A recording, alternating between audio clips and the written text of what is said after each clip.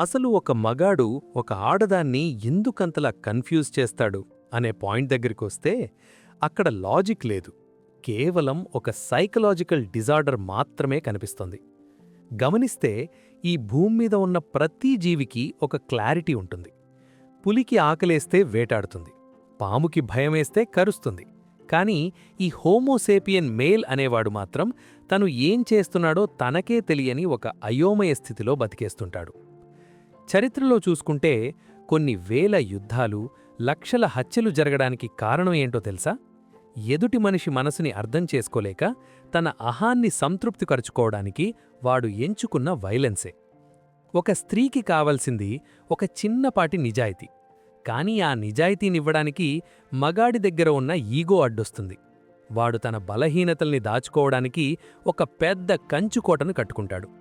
ఆ కోట గోడల మధ్య తనే ఒక ఖైదీగా మారిపోతున్నాడన్న సత్యం వాడి బుర్రకెక్కదనమాట. యాక్చువల్గా కమ్యూనికేట్ చేస్తున్నాననుకుంటాడు, కానీ వాడు చేసేదంతా కేవలం ఒక అర్థంలేని అరుపులు మాత్రమే.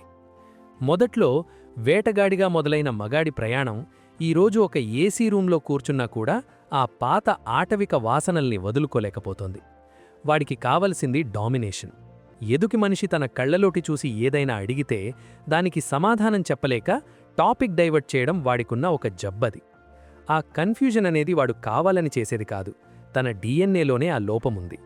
ఒక స్త్రీ ఎమోషన్ని ఎక్స్ప్రెస్ చేస్తే వాడు దాన్ని ఒక థ్రెట్ లాగా చూస్తాడు, అంటే ఒక ప్రమాదంలా ఫీలవుతాడు. అక్కడే కమ్యూనికేషన్ గ్యాప్ ఒక అగాధంలా మారిపోతుంది. నెపోలియన్ దగ్గర్నుండి హిట్లర్ దాకా గొప్ప గొప్ప సామ్రాజ్యాలు స్థాపించిన వీరులందరూ తమ ఇంటి ఆడవాళ్ల దగ్గరకొచ్చేసరికి కేవలం ఒక కన్ఫ్యూజ్డ్ బాయ్స్ లాగే ప్రవర్తించారు. కోట్లాది మందిని శాసించినవాడు తన పక్కనున్న స్త్రీ అడిగే ఒక చిన్న ప్రశ్నకి ఎందుకు వణికిపోతాడు? ఎందుకంటే వాడి దగ్గర జవాబు లేదు. జవాబు లేని చోట మగాడు సృష్టించేదే కన్ఫ్యూజన్. 5 నిమిషాల్లో చెప్పాల్సిన విషయాన్ని 5 గంటలు సాగదీస్తాడు. ఒక తప్పు చేసి ఆ తప్పుని కవర్ చేసుకోవడానికి 100 అబద్ధాలు చెప్తాడు. ఆ అబద్ధాల మధ్యలో తనని తాను వెతుక్కునేలోపే జీవితం సగం సంకనాకిపోతుంది. ఎందుకు మగాడు కన్ఫ్యూజ్ చేస్తాడు అంటే దానికి అసలు సమాధానం ఇది. వాడికి తన గురించి తనకి తెలీదు, తన డెస్టినీ ఏంటో తెలీదు. అందుకే వాడు తన చేతకానితనాన్ని కప్పిపుచ్చుకోవడానికి ఎదుటి మనిషిని అయోమయంలో నెట్టేస్తాడు. దీన్ని అర్థం చేసుకుంటే వైరాగ్యం వస్తుంది. అర్థం చేసుకోకపోతే ఆ కన్ఫ్యూజన్లోనే కొట్టుకుపోతాం.